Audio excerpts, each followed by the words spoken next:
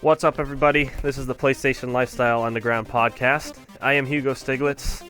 You can find me on PSN as Hugo Stiglitz _420. We are an unofficial podcast of PlayStationLifestyle.net, and we're doing a two-man podcast today. Want to say hi, Steve? Yeah, I'm Steve Bitto. I'm the community manager for PlayStation Lifestyle. You can find me on the forums as Steven Bitto, and on PlayStation Network as TYLERxDURDEN. Awesome. And this is probably going to be my shortest list of games I've been playing lately ever. I've been playing Metal Gear Solid 5. And on my Vita, I've been playing Borderlands 2 and Resident Evil Revelations 2. And that's it. That's not much for you. Not at all. Usually it's like I'm going on for like 2 minutes. And yeah, I've for literally... Real. How is Borderlands?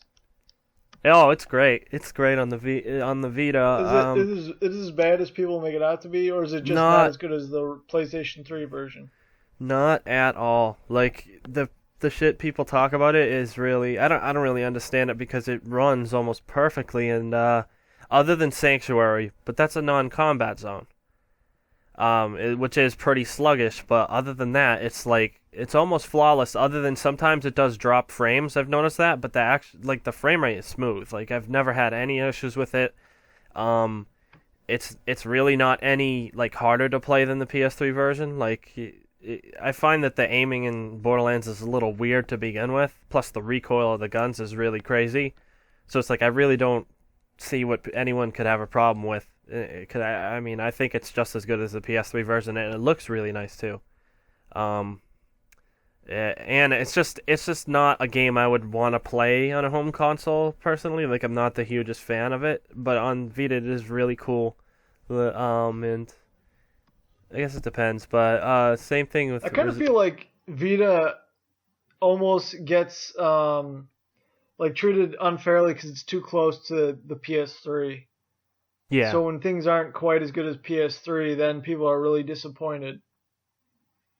Yeah, I think it is kind of weird when people are like that. Yeah, they lose sight of the fact that you can take it anywhere and play anywhere. Yeah, it is a strange thing. I'm just happy to be able to play the games in any state. Although usually it is good. I mean, even the bad ports on Vita are like it's still you're able to play those games. You know what I mean? And that's why I've been thinking about getting the Jak and Daxter collection on Vita, even though I heard it was a bad port, but it's just like it's still those games, and I've never played them before, and the only way I will have time to play those games is probably on Vita, because between Metal Gear Solid and all the other games on PS4 that like I have to play, like it's gonna be tough to try to squeeze in the whole Jak and Daxter trilogy, so. Right. It would be perfect. And it is on sale this week. That's what made me think of it. For like $13. Yeah, I actually saw that myself because I was talking about it a couple of weeks ago, thinking about getting it for my trips. But yeah, I haven't gotten it yet. Yeah, I haven't either. I did get Peace Walker, the PSP version, although I have the HD one on PS3. Just because it will be cool to play some more of that on the road because the good thing is you can transfer between those two versions. Like you can transfer your save to PSP apparently, which is really good because I never quite made it to the real end of Peace Walker. Like I did the main story, but then after that, eventually, spoiler alert, should only last like 30 seconds. Paz ends up, revealing herself to be the double agent that she is, and she takes Metal Gear Zeke and tries to kill you. But you win, obviously. But I've never got to that part, and I really wanted to play that, because I have no idea. All through Ground Zeroes and even 5, I've never quite understood the importance of Paz. I didn't really get it completely, and that's why. It's because really you have to play after the main story and fully develop Zeke. And do some other stuff, like you have to do a bunch of the extra ops missions before you can actually get to that final true ending. Kind of like Arkham Knight almost. like the whole Nightfall thing, which I don't even know what that is. You have to do the rest of the side missions, or I'm not sure if it's all of them, but at least some of them before you can actually see that Nightfall ending or whatever it is, and see the true ending of the game, which is I'm definitely going to do at some point. But yeah, Metal Gear has pretty much taken over my life lately.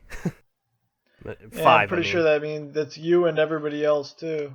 Because I put out a thing for maybe doing a game night tonight, and we didn't get much of a response. When I got on here, I noticed that all the guys we normally play with are playing Metal Gear Solid 5.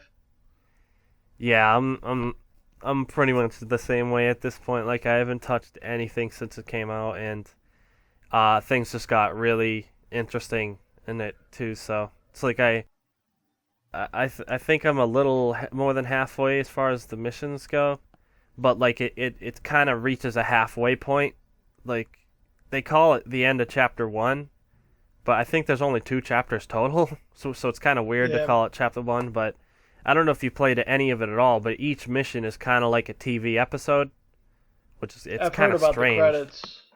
Yeah, I personally don't like it. I kind of feel like it breaks up the flow a little bit, and then it's like you get the end of chapter 1, and then they actually give you like a little trailer for chapter 2 that shows you some stuff, and it's like it's just kind of weird. Like, a lot of it is stuff that we've already seen in trailers already, but I feel like if someone didn't see any trailers at all, like it would kind of almost be a little bit spoilery, because that one.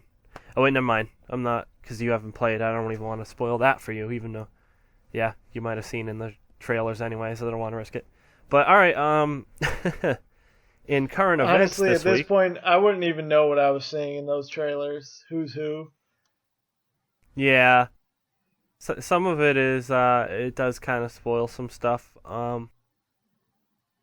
which is kind of a shame, really. Like, I didn't think it would be that big of a deal. It is a little bit, in with hindsight 2020, but Right. yeah, let's move on. I mean, I don't want to talk about Metal Gear for an hour. Yeah, so I've been playing, which I could do.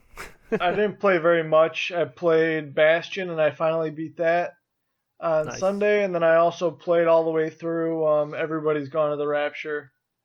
Cool. What do you think of it? I liked it a lot. I thought I was a little surprised there wasn't a little more gameplay. There's a little more meat on that bone, but it still was like really pretty. What I tweeted was beautifully depressing. I think that sums it up, because it's like really pretty. Even the story's pretty, but it is really depressing. What do you mean by more gameplay? Do you mean more like more mechanics, or more like length, more content? More mechanic. Okay. I was gonna say, I thought it was actually. There's almost none. Okay, yeah, like I thought it was actually pretty good as far as like length or content is concerned. Yeah, I thought the length and content was like perfect, and I thought they really did do a great job, like fleshing out each story. But then also, one thing I loved was intertwining like the stories, like making them all work together with one another. So just because someone's chapter is over doesn't mean you have their whole story, Oh, and yeah, for sure. I thought even for, like, if someone told me, like, a story's going to be told in a non-chronological order, I would say that sounds like there's no way it would work, but they made it work very, very well, I thought. I've seen it work, actually, really, really well, Beyond Two Souls. I thought that... I haven't played it, actually. That's one of the... Oh, really? Major games I really have to play. It doesn't go in... straight chronological order, but it works almost perfectly. Like, I don't think I've seen a better example of it. Like, of the each episode, it's not like TV episode style like Metal Gear is, but it is kind of like different points in her life that you go and you play through. Like, and it doesn't go chronologically, and it works out almost perfectly. Like, it's actually pretty impressive that they did it that well. So yeah, I mean, hopefully they remaster that so you can play it on PS4, because I really loved it. I believe. Yeah, there's been rumors about it forever. It's announced for Europe already. It's announced for Europe. Oh, Heavy really? Rain and Heavy Rain and Beyond Two Souls, but I don't know if they've Cool. announced it for the US yet. That's cool. Yeah. Yeah, I mean, I understand some people's issues with it. The fact that, there's less choices and that you technically can't die or have a game over screen.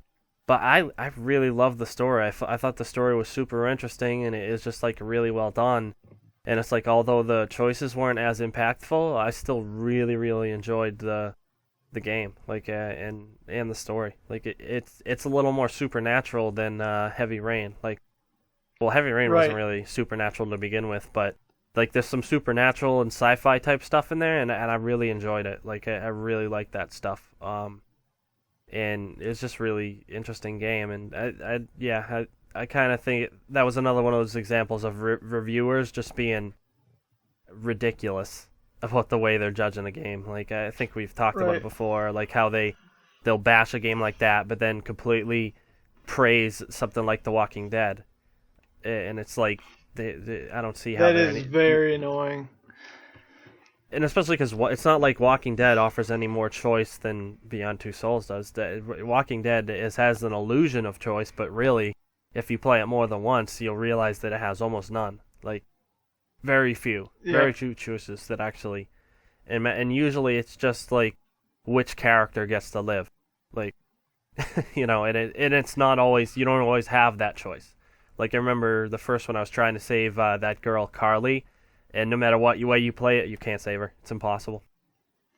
Well, that made me really frustrated too, when it would tell you like your choice like impacts the way the rest of the game's gonna go, but then it really didn't.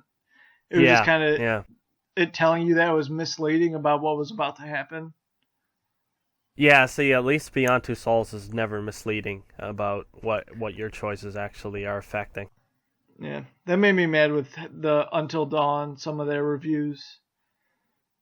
Oh yeah, even though that was overwhelmingly positive, but there was 140 on Metacritic that I read it, and it just is completely just wrong. It's like they didn't even play the game. Was it Polygon? No, it was that's a shocker. Digital Spy. Oh, I've never even heard of them. No, it just seems that like every time there's like one really low grade on a PlayStation exclusive, it's always Polygon. Because they're funded by Microsoft, and it's like, what a coincidence, Right. But no, like, what's his name? Colin Moriarty was actually heaping tons of praise on Until Dawn the last time I listened to their podcast. So it's like I'm really excited to play that eventually. Well, it's one of those things where that and actually Everybody's Gone to the Rapture. They're the types of games that people that don't like games can play and kind of start like understanding where games are going and what they're going to be able to do and why like it's relevant to everyone, not just people that play a lot of games. Yeah. And that's kind of one of the things he pointed out, was that he played with his girlfriend and she actually wanted to play more just to see like what happened. She didn't have to actually like, it's not so gamey, where like you have to be really good at controlling the camera, controlling the characters, like getting good at like fighting mechanics. You don't have to learn those things. Yeah, he did actually point out, he pointed out over and over again that the fact that it's just really, really playable. Yep. And I think that's what he meant, that like anyone can pick playable. it up. Yeah, no, that's... I guess that's a good thing, help get some more people in the gaming.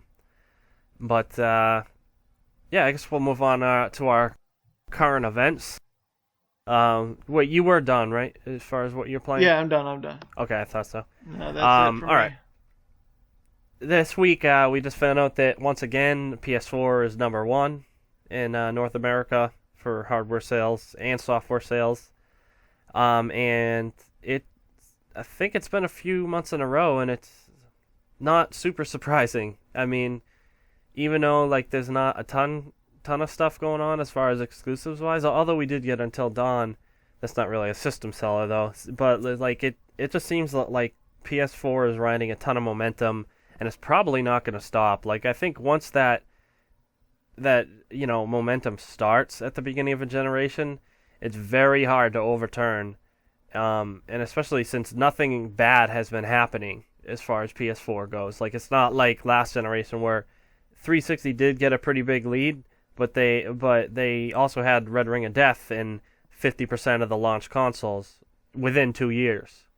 And then it just got the worse and worse after that. Like, so it's not like we've had this huge any type of problems. Things have been pretty good for PlayStation. A little bit of a exclusive drought this fall, but I don't think that's stopping anyone. I think there's so much third-party support that people are still going to be buying PS4s regularly. You know, like it seems like that is the console to go to this generation. Yeah. What I will say is that they've done a really good job this year with their bundles. Not only the Destiny bundle, but also the Metal Gear Solid bundle, the Star Wars bundle coming up. Those have really kind of helped push hardware sales when they don't have software to push the hardware sale. You know what I mean? Like, they don't have an exclusive game that makes people go out and buy it, but people are going out to buy Star Wars and they want to play with their friends who also have PS4s, so they went out, get the bundle, and that helps boost the numbers, I think, when there's not much reason to buy a console at that time. Mm-hmm. And that's been, like, really smart. And, you know, they have those set up all through the fall. Yeah, for sure. There's also there's a Nathan Drake collection bundle, and then also the Star Wars limited edition bundle. Yeah, and I know there was even like another Destiny bundle, and I know they have the Taken King. Yeah, the Batman bundle helped. Yeah, the Batman bundle as well. Yeah, for sure, and I always like wonder like how much of an effect that stuff does, like bundles do have on console sales, but I guess it does. Like, to me personally, it wouldn't. Like, I mean, if there's a bundle, you know, hey, that's a bonus, but typically I'm going to buy whatever I'm going to buy. But I know there are a lot of people that, like, will, you know, be persuaded by the fact that there's a bundle, you know? So I think that does definitely helps. I mean, plus, I think Sony's been doing a good job marketing and stuff, and especially when it comes to third-party stuff. They've been... Well, that's really the other part of it, too, is that it makes these games, like, they're multi-platform, and you could get them, you know, equally on both, but it makes them seem like PlayStation 4 games. You know, Metal Gear Solid, Star Wars Battlefront, those are huge, you know, Batman, like you mentioned, those are all huge games, especially at the time they came out, to be identified with PlayStation. Yeah, definitely, and it worked out for Microsoft last generation. They're kind of the ones who started that trend, I think, and you know, Sony's taken that idea and running with it, and it's working so far. Like, personally, I the only thing I don't like about it is just that at the same time they're not really marketing exclusive like Until Dawn when they should. Like, you know, I don't care if it's not going to make as much money as Battlefront. They should still put some of that budget into marketing their actual first-party games. Like, I think it's kind of crazy that they're, you know, they've hardly marketed it at all. Like, Until Dawn. That was actually really unfortunate because it's such a quality game and it got great reviews. And, actually, Tearaway Unfolded is actually getting very good reviews as well. That's another one, yeah. I mean, because it's a great game. And I know it is sort of a remake, but like that's another one they haven't marketed even in the slightest. Like, I didn't even know that it was coming out this week. Like, that's how bad. Yeah, I don't think many people did. It's crazy. But yeah, I mean, it's crazy to think. Like, everyone says they don't have exclusives. They had 3 in a month. You know, they had Everybody's Gone to the Rapture, then they had Until Dawn, then they had Tearaway Unfolded. Volume as well. I mean, it is on PC. Oh yeah, Volume. Console exclusive. Yeah, it they need to definitely finish the Vita version though, because I was really annoyed about that. Because like, yeah, I planned on playing it on Vita mainly. Well, I know a lot of people are in that boat. Yeah. I think Greg Miller talked about that on Kind of Funny Games Cast. Yep. But, it is the type of thing where you got to just understand that small teams, they got to get out the copy that more and more people are probably going to play, which is the PS4 version, just because there's so many more people on PS4 than there is on Vita. Yeah, I just didn't like how they originally were going to delay the PC version, and then like a week before they released, they said, oh, we actually were able to get the PC version ready for launch, and then the day that it comes out, then they say, oh, we're going to have to delay Vita by a couple weeks. And it's like, so you're able to get one version ready, but you couldn't get the version ready that was supposed to launch on this day? Like, you get one version ready early, but then the other one ends up getting delayed? I thought that was messed up. Like, I don't care that obviously they're going to make more money off the PC version. It still is not okay to, like, just, give a big middle finger to the Vita players, which is kind of what I feel like they did by doing that. Like, by saying that, oh, yeah, we were able to get the PC version ready way ahead of time. Oh, but we're way behind schedule on the Vita version. It's like, that doesn't just happen overnight. Like, you know what I mean? Right. And they kind of tried to make it seem like it did, which is not, but it's not anything like that. But, yeah, our topic for this week is, we were going to talk about our gaming history, or like our history as gamers. This week is or I believe it was yesterday, is the 20th anniversary of PlayStation. So it made me think of we might, use that topic for tonight, which is a pretty cool topic. I've been gaming since early 90s. I assume you have too, right? Yeah, that's right. Our first console was the Super Nintendo. Awesome. So yeah, I don't know if you want to start, like, just do the 90s for now. You can talk about like what consoles you had in the 90s, like in going chronological, I guess, if you can. Or... Yeah, sure.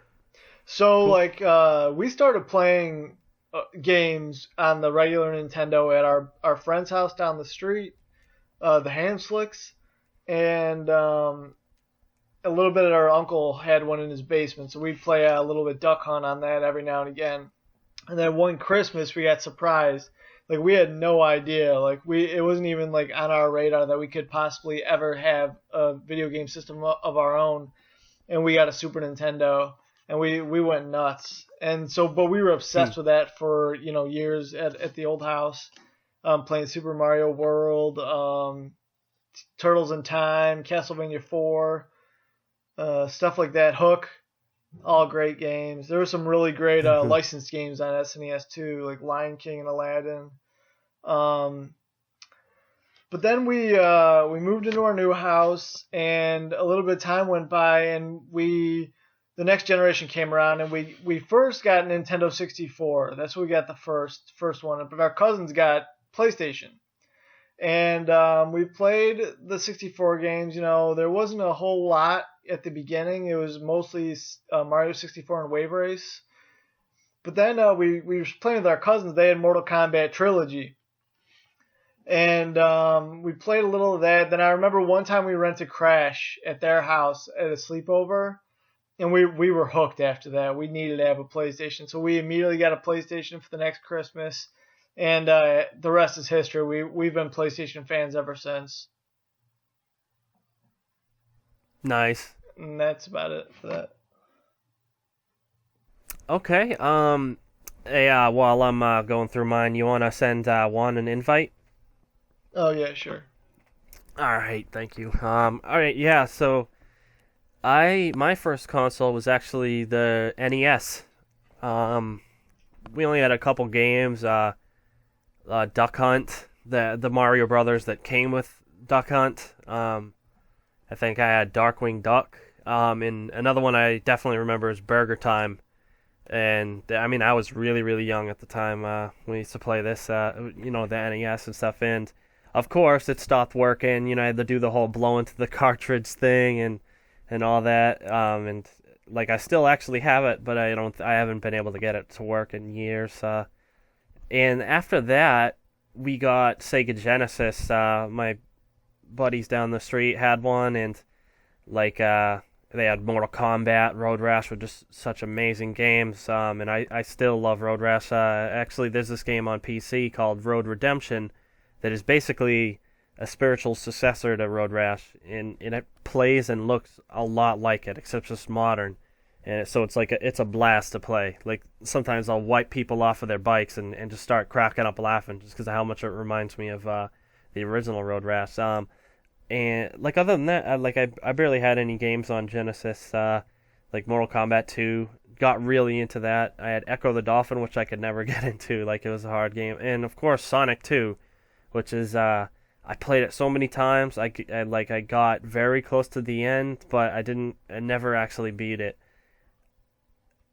After that, I got a Sega Saturn because I liked Sega Genesis so much. I figured, of course, this generation, the Sega is going to be the best again. Wrong. I mean, you know what happened with the Sega Saturn. Of course. Yeah. It's like I did have a bunch of games. Some of the games that came with it, like Daytona USA, Virtual Cop, Fighter, and that stuff. And there were some, like I played some hockey games on it that were cool, and some baseball games that they were actually exclusive to Sega Saturn. They were actually very, very good. Like the hockey game specifically, I think it was like NHL All-Star, was actually way better than EA's NHL. I remember that. But other than that, like I didn't play a ton of games until I got the N64, which to this day is one of my favorite consoles ever.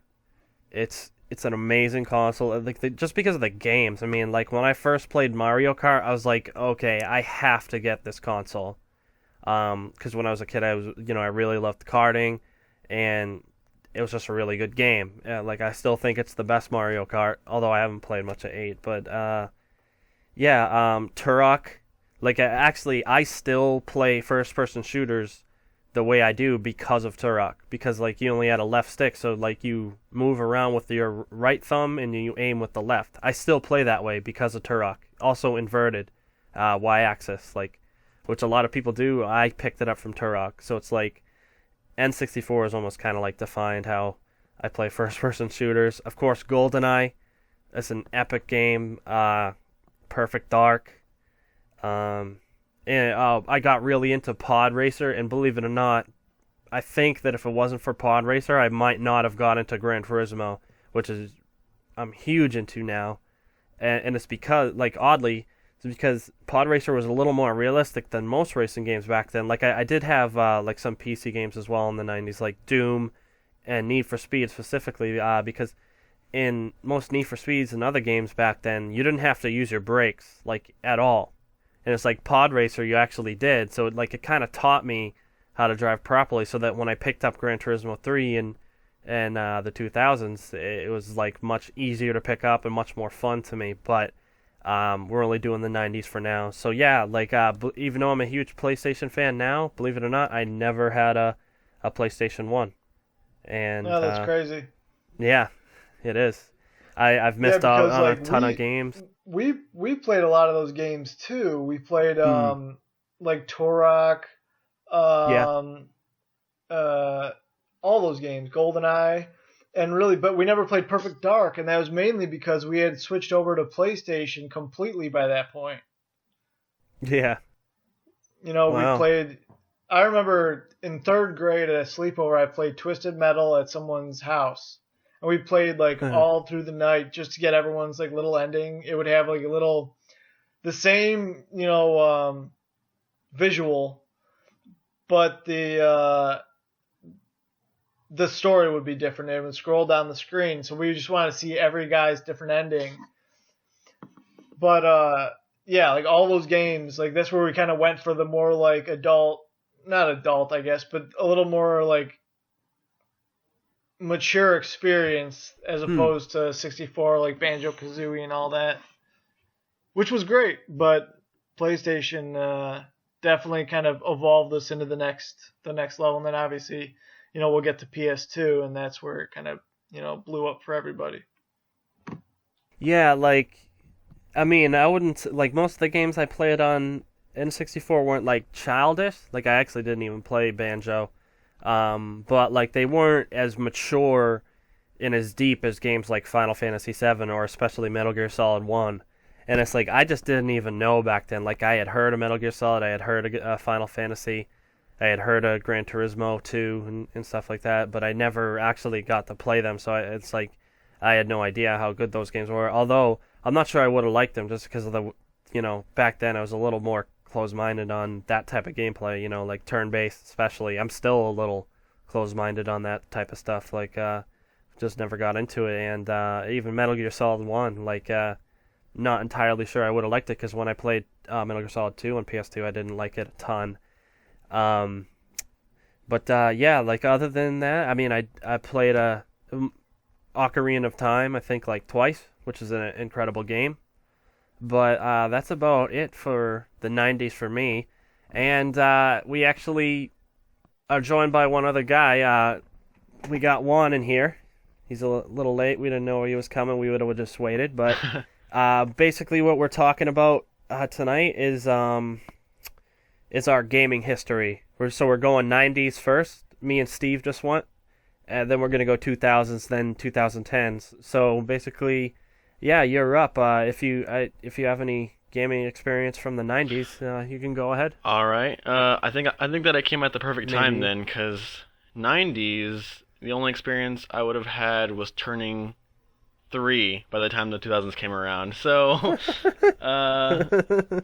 no, I have nothing there. I mean, I've played games from that time period, like I heard you guys talk about GoldenEye and and stuff like that. And I played those games, but I mean that was like probably like a few years ago, because I was super young. I was still in diapers or whatever back then. But yeah, my gaming primarily starts at 2000s, so I'll just All right, that's all right. Yeah, we'll just hop into the PS2 and part of the PS3 generation and PSP. Don't forget that. So, yeah, you want to go up, Steven? Yeah, sure.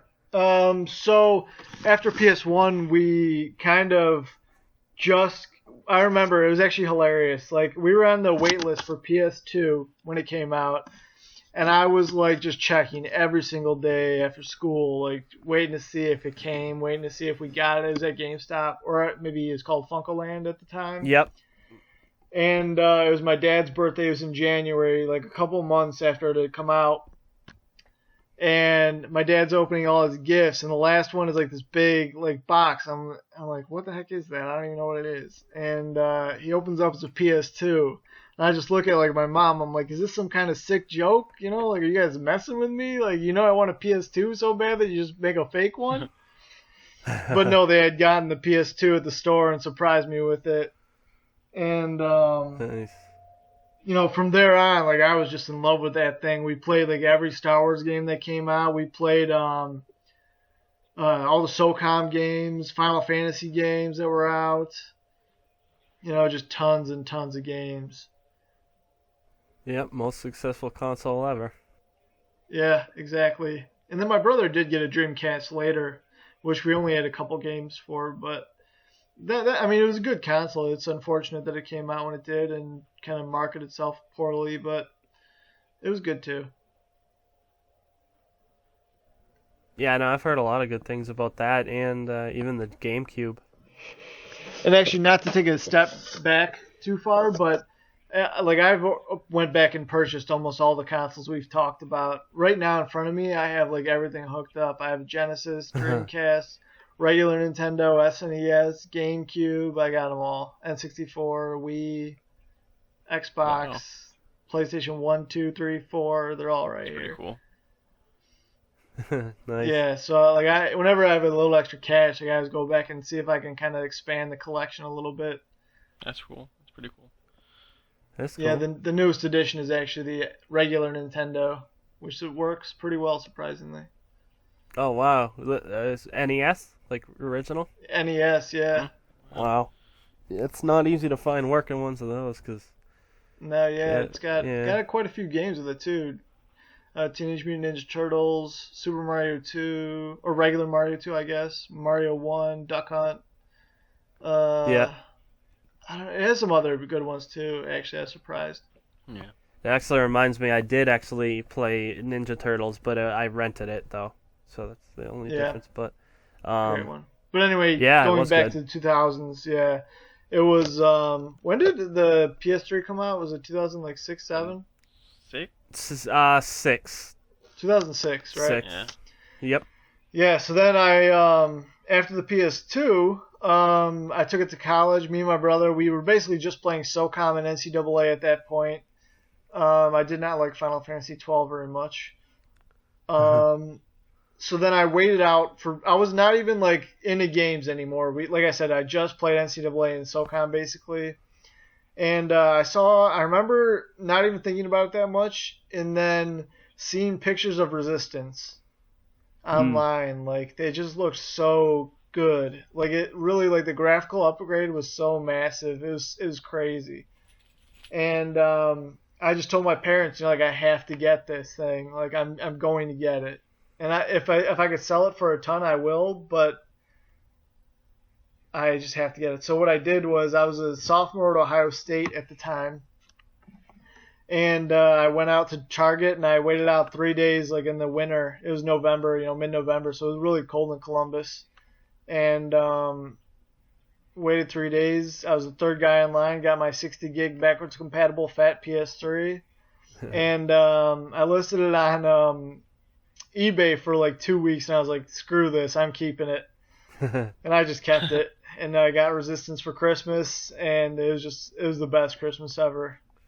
And the PS3 is really what made me like a game fanatic, like before I played a lot of games, but now like I decided like I want to be in the industry, I want to get involved, I want to, play every game I can, try as much as I can. And the PS3 is really what changed that and did that. Yeah, it's actually the same for me. Like although I was a lot later, but yeah, it's the same case for me. It is what really got me into gaming. Although it was a little bit from PSP as well. But yeah, speaking of that, did you get a PSP in the 2000s or? Yes, I did. Toward the end, actually, I was a little bit late. I got it to play Crisis Core, and it's kind of funny. I had a bunch of games with it. I had some SOCOM games. What else did I have? I think I had Patapon. And I actually traded it for an Xbox 360 on Craigslist. And then I played the 360 for like 3 weeks. I played Dead Rising, and I was like, screw this thing. And I sold it. And then I went and got another PSP.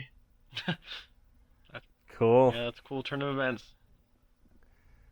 Yeah, that was my only dip into the Xbox family. It was very short. Yeah, no, I did really like the PSP.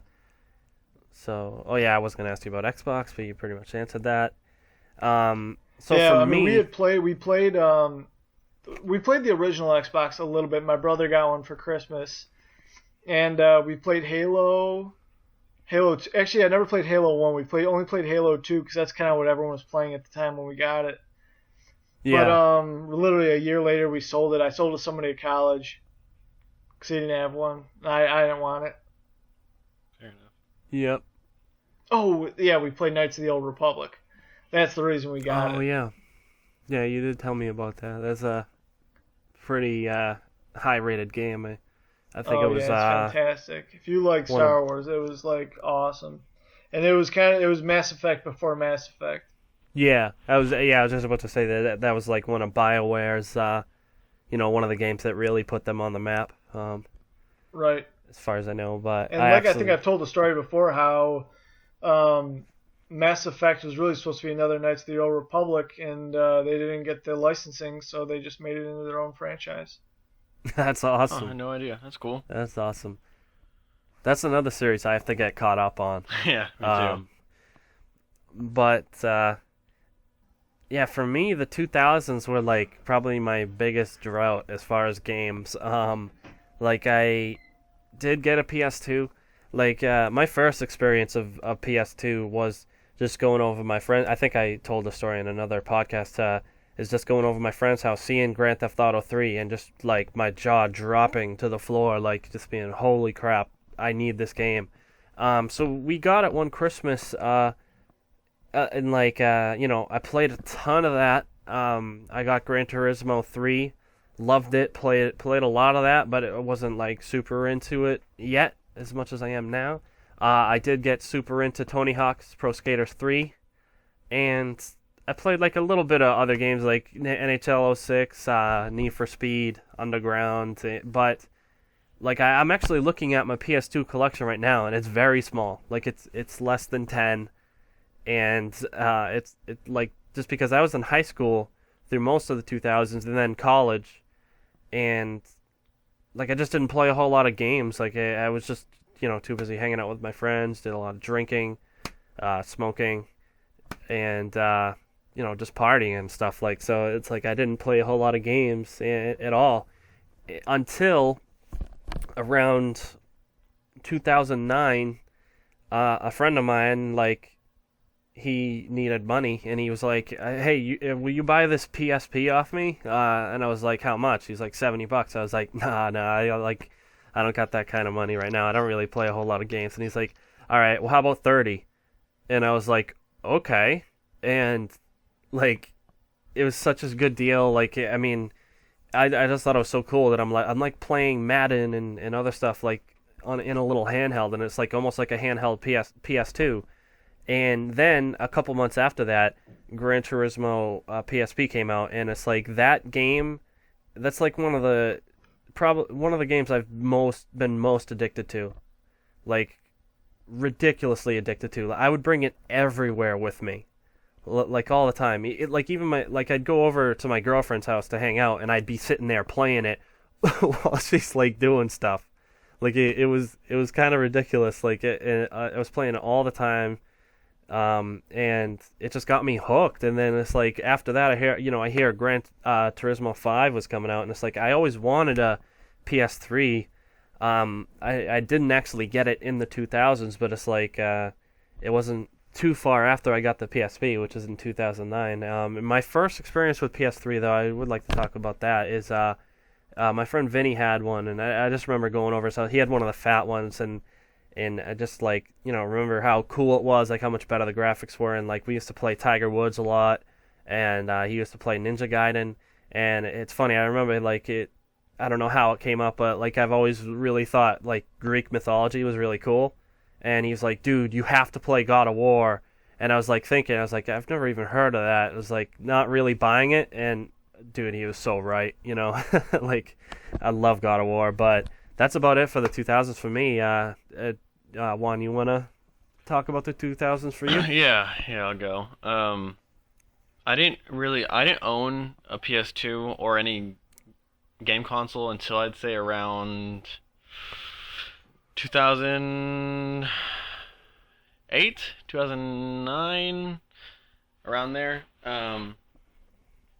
But I did have a bunch of experience with it because I had my cousin who played it a lot. He's like 4 years older than me, so like I'd be around him all the time, and then he'd have his PS2 and we'd play it and stuff. So I played games like a Spider-Man 2, a couple of the Tony Hawk games. I played a couple of Burnout games, Guitar Hero, just stuff like that would just like, that every teenage boy would have whenever they have a PS2. And then I also had my friend, my best friend at the time, he had a PS2 as well.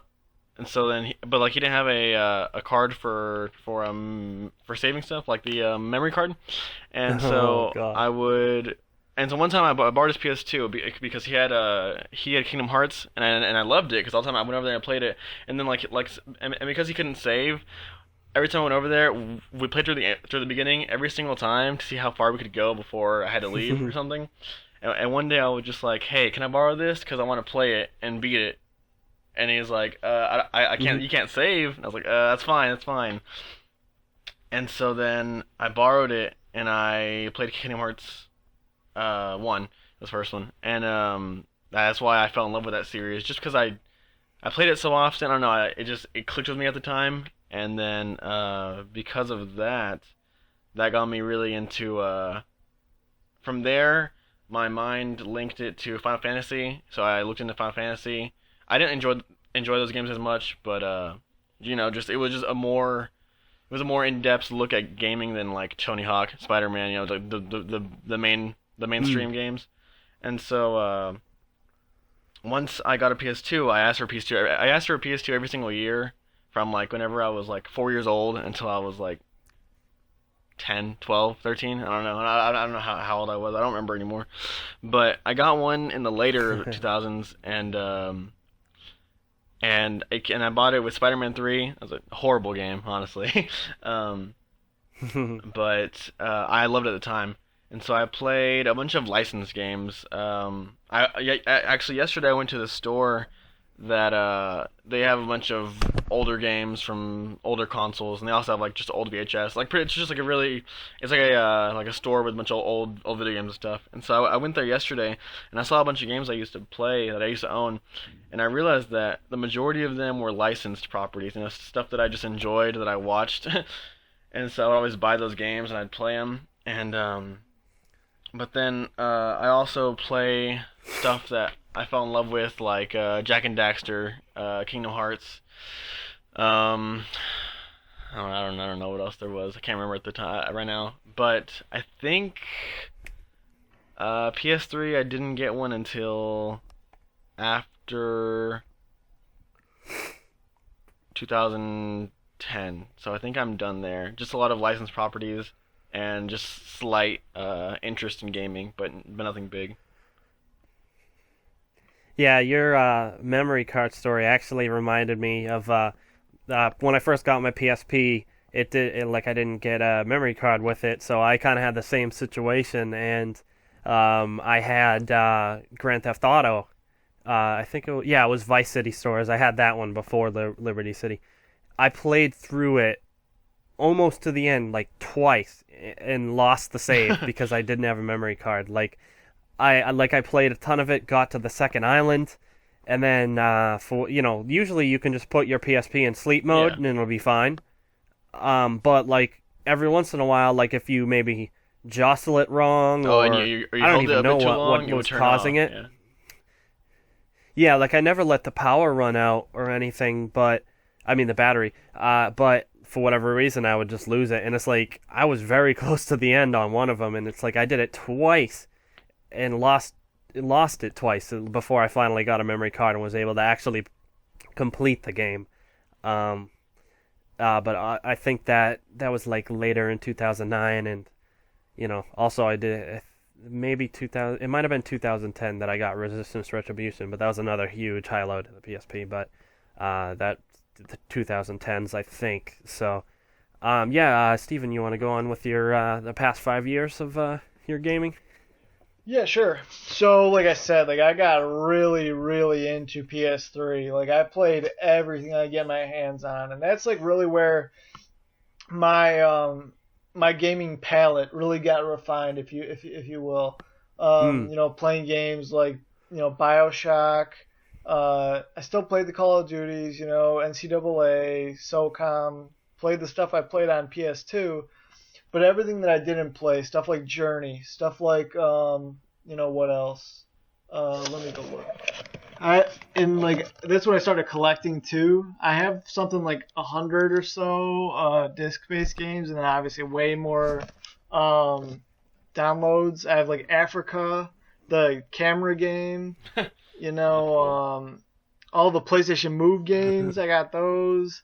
Dead Space, Grand Theft Auto, Heavy Rain, just all kinds of stuff, horror, exploration. I have Metal Gear Solid 2, the HD collection and 4, but I never played any of those.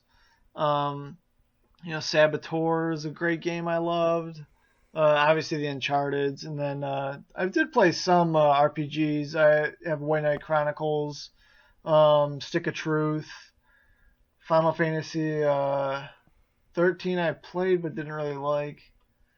Like I said, and then the downloadable stuff too. I mean, there's just so much of it. because that's when I got PS Plus for the first time, and you know, it really taught me to open my mind and like just play every single game I get my hands on, and just really enjoy gaming in general, and enjoy everything for what it is. Because previous to that, like, it really wasn't like that. You really liked AAA games, and some of the cheaper stuff was fun, you know, but you understood that it was like cheap or whatever, and it wasn't gonna like blow you away. But PS3, like, really everything, a lot of experiences, even ones that were not expensive, still felt like really meaningful, entries in your gaming history. And then obviously I got PS4, and PS4 has just dominated everything right now, which is really nice because it was always a struggle for me with the PS3 days, knowing that I had like the superior console and that people just didn't give it the respect it deserved. Now the PS4 really, dominating and really putting Sony back where they belong has really been fun to watch and fun to be a part of at PlayStation Lifestyle. Yeah, and then obviously not only the PS4 but the Vita, which I guess is kind of a different story. It didn't get any recognition. It had completely flopped in sales, but it's been a blast. And like, if you're one of the people that has the people say it doesn't have games. It has a ton of games, and like the games you play on are really, really fun and really well done. Like even like Gravity Rush, Uncharted, Tearaway, Final Fantasy X HD, like all those games, Sly Thieves in Time. All those are great games, and they work so well on Vita, and it's been a joy to have, and it's been perfect for trips. Yeah, I really do love it. And that's about it for me. I guess this generation just finally coming full circle and like actually settling on PlayStation as the place I really want to play and support, and be part of gaming in more than just as a gamer, as a professional too, if I can. Yeah, it is kind of the same story for me. Like PS3 really is what turned me into like the gamer I am now, or just got me really, really more into gaming. Because like I said, like was really into gaming when I had the 64, but through the 2000s, I just wasn't much into the gaming. But to continue on with like the PSP was still like a big thing for me, like early 2010. I got Resistance Retribution, which was really my first taste of like a proper multiplayer online game. But also it just had this amazing campaign, and it's like I love that game still. It's still one of my favorite games. And it's like that really gave me a good taste of what it'll be like to play Call of Duty, because previously I'd only played it over a friend's house, and I was horrible at it, like because it had been so long since I had playing any shooters, and I was used to the 64 controller for shooters because I never even actually played any shooters on PS2 pretty much. I think it was early, maybe April 2010, I finally had enough money to get a PS3.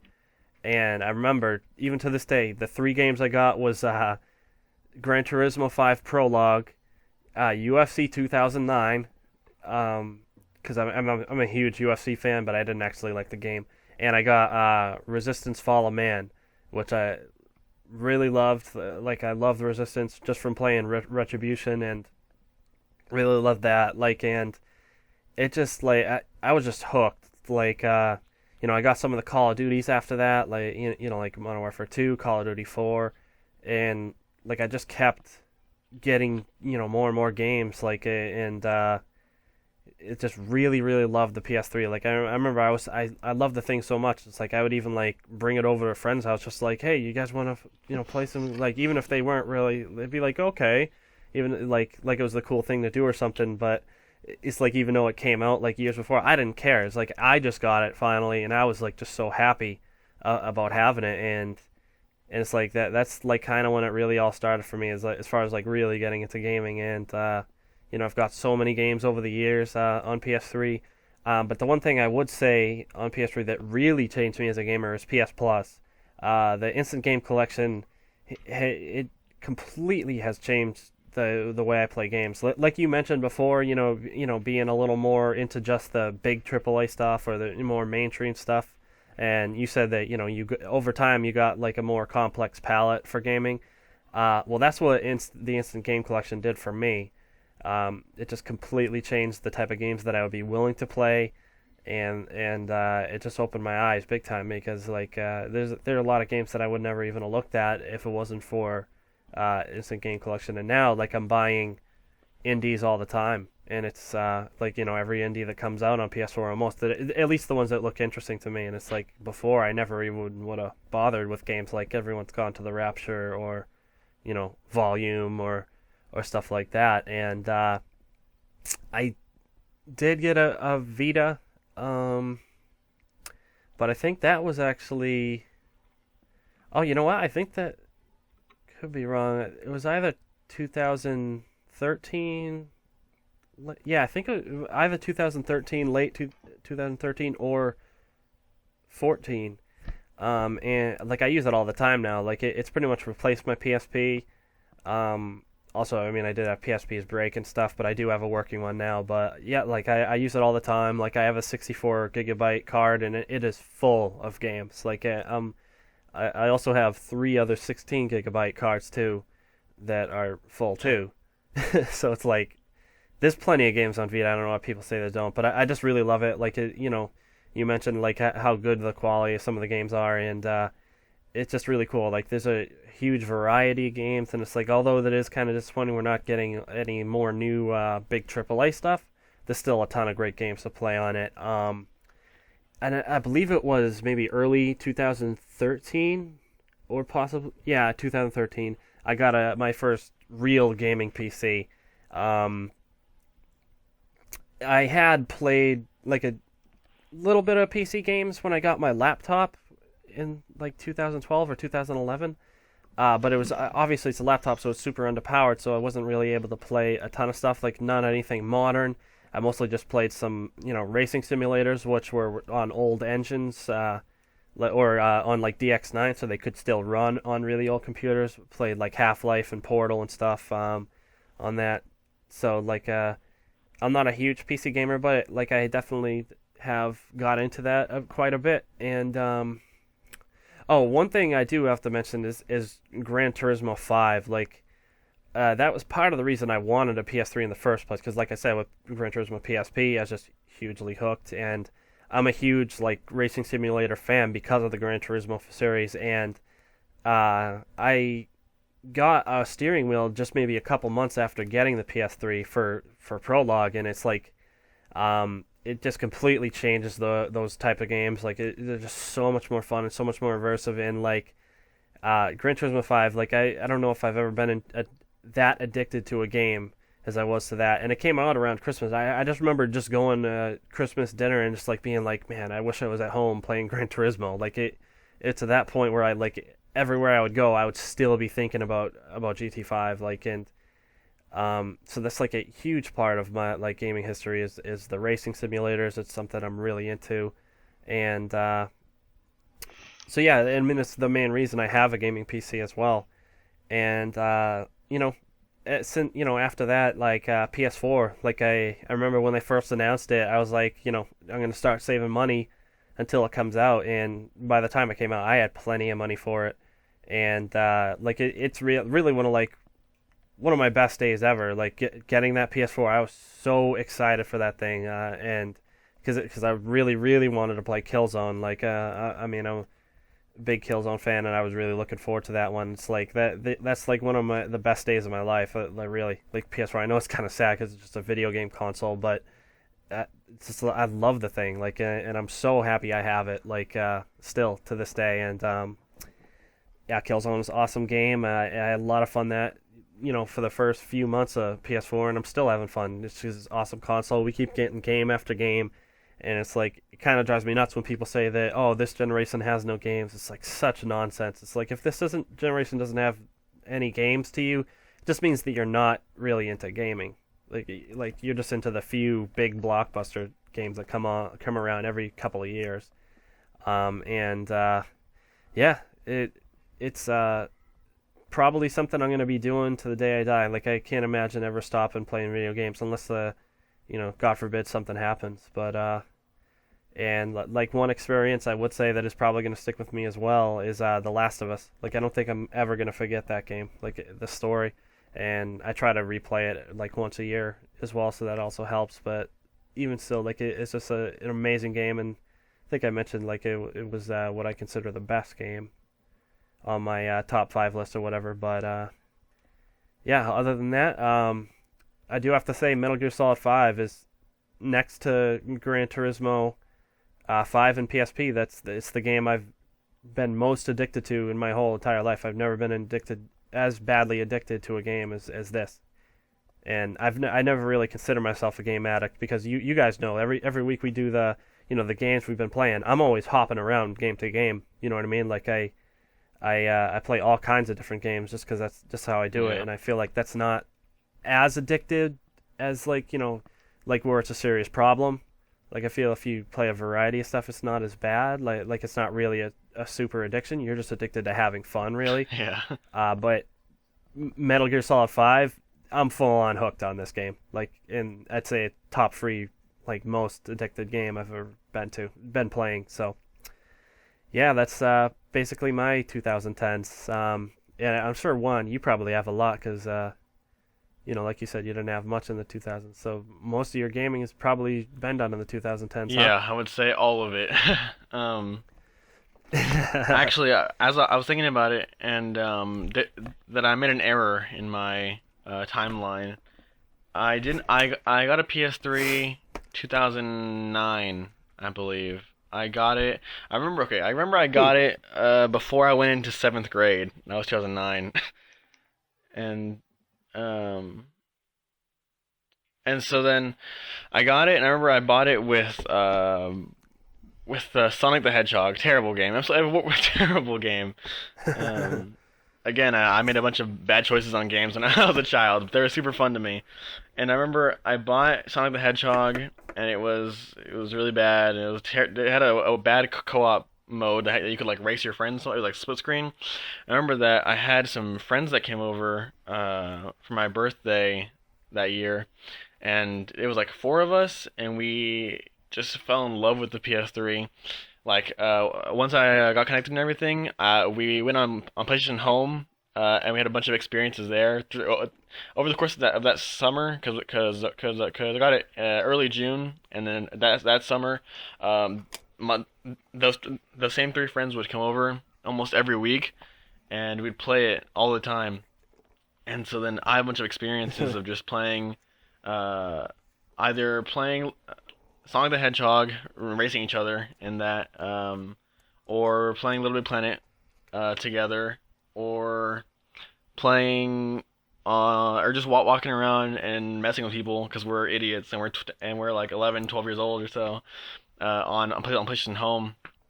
It was just a bunch of fun. It was just it was the most of my early PS3 life, and from there, it wasn't until I got, I think, Uncharted 2. Uncharted 2 sort of changed the way I played games. That one, I fell in love with Uncharted 2. Uncharted 2 is a game that I've played around over 8 times, and it's phenomenal every single time. And I think after that, I saw a demo for Infamous, and in Infamous, the demo is actually the first download I got on the PS3. And I was like, what is this? Some weird superhero type of game? I was like, I don't care about this, but I'll play it because I need things to play. And so I played the demo, and I fell in love with it instantly. Enough to where I went to Blockbuster, because I was still around at the time. And I rented Infamous, and I rented it. I never finished it. I got to the very last section. I got to the part before you fight Kessler, the final boss in that game, and I love that game so much. It was amazing. And then after like a year, I never went. I didn't go back and finish it. But I remember, or I did it later on. But over the course of that year, I didn't. And so eventually, I just went online and looked up the ending, and that ending it blew me away. That ending was crazy. I love Infamous 1 so much. Infamous 1 is epic. They're epic. Yeah, it's in. Oh, it's phenomenal. But yeah, that stood out to me. And then over the course of PS3, I played PlayStation Home several times, and then also, like I said that Little Big Planet, I played that a lot, and after Uncharted 2, which was whenever I got serious about stuff, or more serious than I was, I'd say I went back and I played like God of War, just the main Sony exclusives, the PlayStation exclusives. And God of War 1 I loved on the HD collection, and then God of War 2 I didn't finish. And then I think there's a bunch of filler from there on out. Nothing really stands out to me. Just a bunch of games I played, but nothing stands out. And then a few years later, up to I say 2012, I made a Steam account, and I started playing games on Steam. At one point, I fell in love with Terraria. I have around 100 plus hours on that game. But after that year, I never went back to it. I played some games on Steam. I bought some games on Steam that I never played. Like everyone has. I played Thomas Was Alone. Thomas Was Alone was definitive for me. It came at the right time, and I just fell in love with it. That rekindled my... It's really good. Just like my love for gaming, and for like, I don't know, just the message it had in it, and just the time period of my life. It was great. It matched up perfectly, and I fell in love again. From there, I don't know. I'd say PS3 era is just filled with a lot of, just very specific games, like the big hits, and some smaller indies. I think I like Journey. I love Journey. I also played stuff like Enslaved, which is a very underrated game that I don't think anyone really played, but I love that game as well. And then also I got my... Oh yeah, also it was around 2012 that I started looking up news on games and actually being informed in the industry. And then just ever since then, I've been looking up news. I've always been interested in what's new, what's coming up. Just knowing stuff, just being knowledgeable about it. Fast forward to this year. No. Go back a bit to the PS4. I bought a PS4 my junior year of high school. That was when it came out. I bought it on the first day. I saved up to buy it. And so then I bought Black Flag with it, and I love Black Flag, but it really wasn't anything special. The PS4 was kind of just an empty machine for me for a good 6 months or so. I didn't play much on it. I played a lot of smaller games. I was really just looking for stuff to play, and it was okay. Until I'd say whenever I got Wolfenstein. I loved Wolfenstein. Very good game. Yeah, really good game. Underrated as hell. And then from there on out, I think just it came around a time whenever a bunch of other games started coming out, and it's smaller. Like it was on a time whenever just stuff started coming out more and more for it. The PS3 stopped being a big deal. But yeah, now I've played a bunch of stuff, Batman, Rocket League. Just a very diverse pool of games I play. Or I have played on PS4. And then this year, I bought a Vita earlier this year, and I fell in love with that. Everyone always talked about how the Vita was great, and I was like, yeah, it looks great, but it's $200. And one day, it's weird, but one day I was playing Ollie Ollie, and it was a great skateboarding indie. And it's weird controls, like in a very arcadey type of game.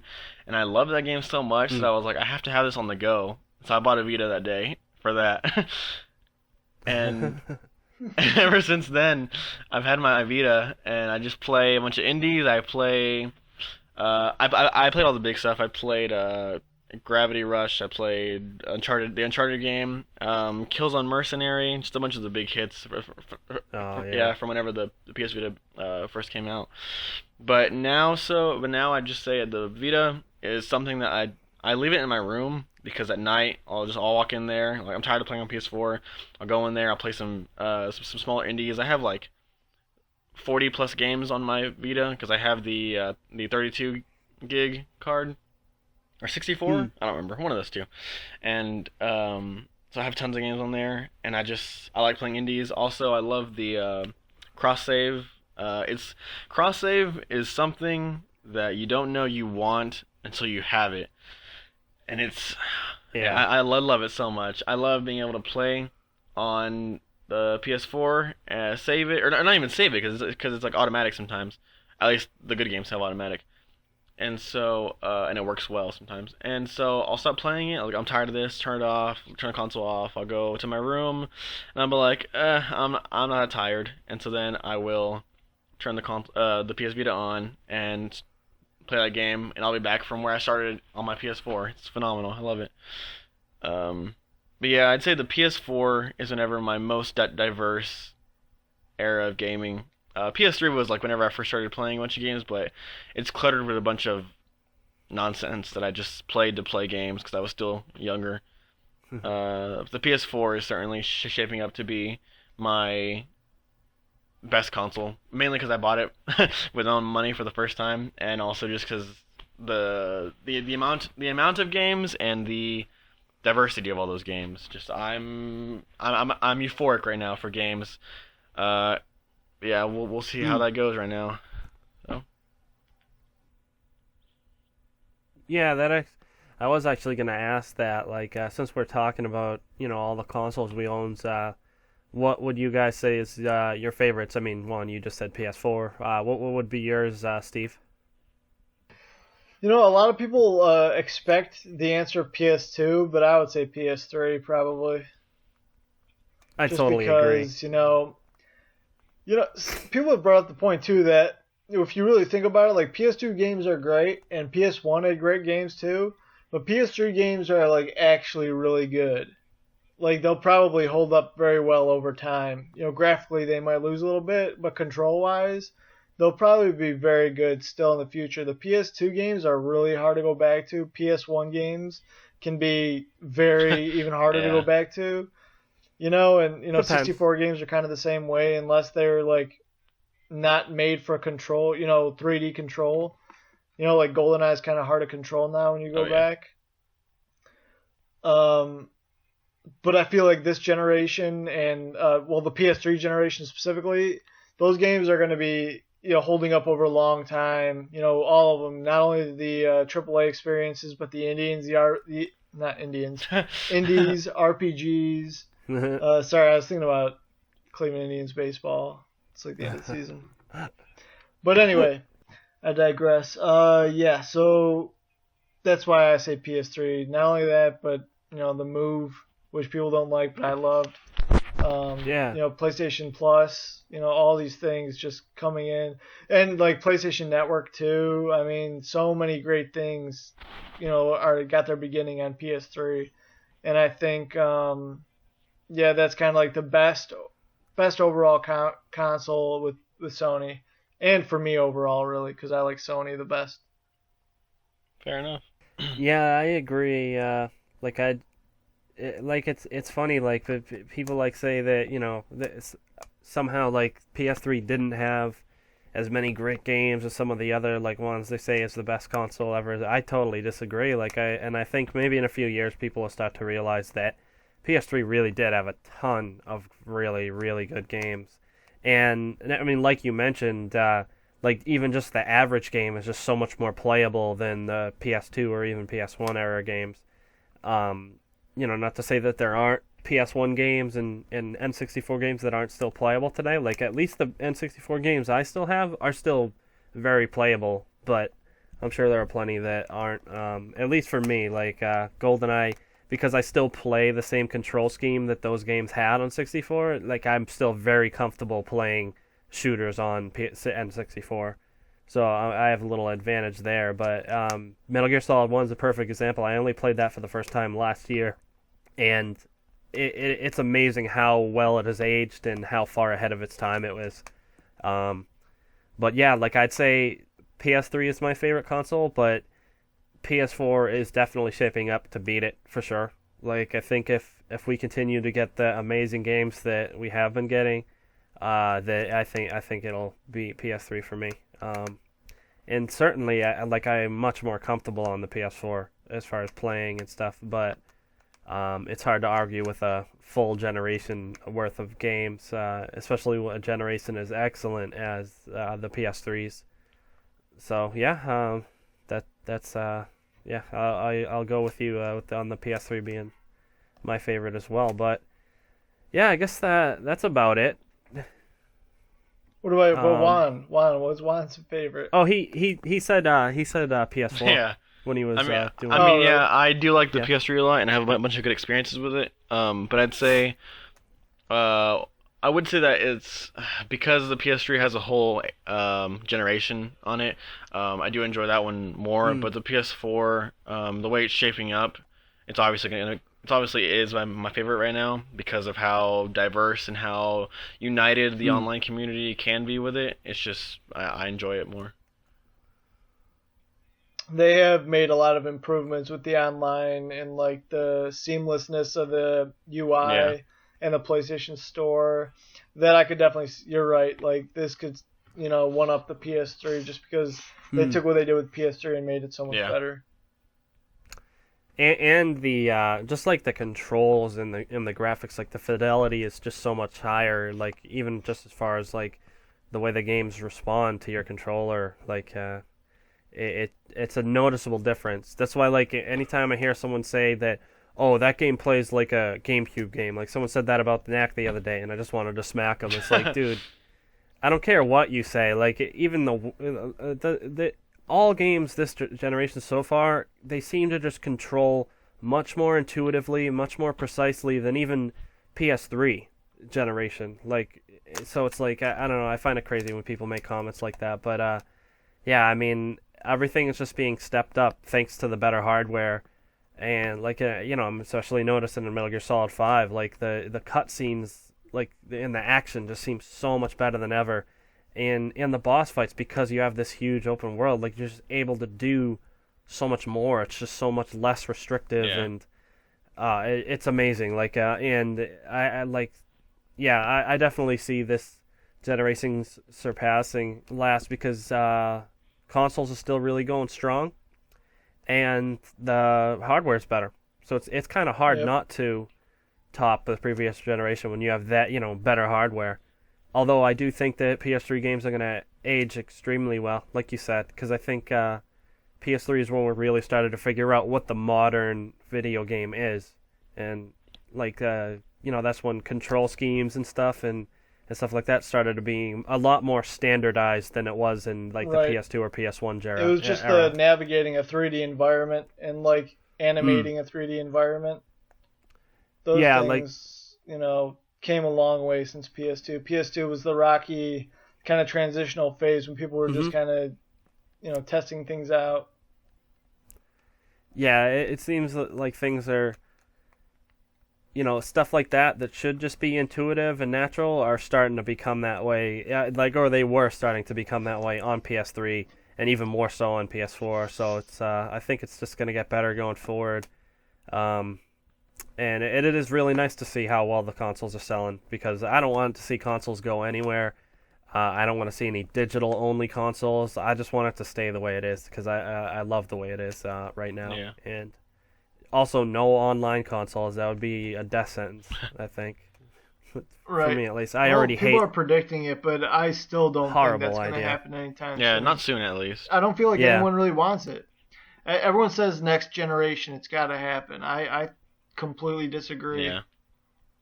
I don't understand why. Like, I know some publishers, they want DRM and stuff, but it just drives me nuts. Like... It would ruin it because I already hate the idea of always online games, let alone consoles. Because it's like, what if they cut off the support for that in a couple of years and you're not able to use it anymore? I mean, it drives me nuts that like that's just for the games. Like the fact that some of the always online games might not be playable next generation, and it's like that's just crazy to me. Because it's like you mentioned earlier that you still can play original Nintendo games because you have one that works, and it's like it'll be the same case with every console. Exactly. Unless they switch to always online, and it's like I just think that it's horrible that they're even considering that, and that more gamers aren't realizing that you're basically playing for a 5-year game, or however long they decide to keep the servers on whenever it's always online, and I don't like that. Like I think I've. Especially because they're kind of already setting the precedent where if games aren't good, that game's going to be down in a year. Yeah. If it doesn't sell well, I mean, they're not going to support that game after a year. Oh, I mean, especially like look at sports games. I mean, they shut down the servers like a year after they come out. Sometimes it's crazy. And it's like Need for Speed is a specific one because that used to be a yearly franchise, and they're going always online. So it's like, what happens when the next one comes out? They're just going to shut down those servers, and you're not going to be able to play that anymore. Yeah. It's like that's what I say to people. I say that, are you getting the next Need for Speed? Hell no. Never been a huge fan, anyways, but. That's another reason why it's just the always online thing is really a bad thing for the industry, but that's not what this podcast is about. I think we've pretty much covered it. Yeah. But yeah, no, that was fun. We pretty much covered everything, but I'm off to play some Metal Gear Solid 5. Great game. Yeah. All right. Thanks for listening, everybody. We'll see you next time.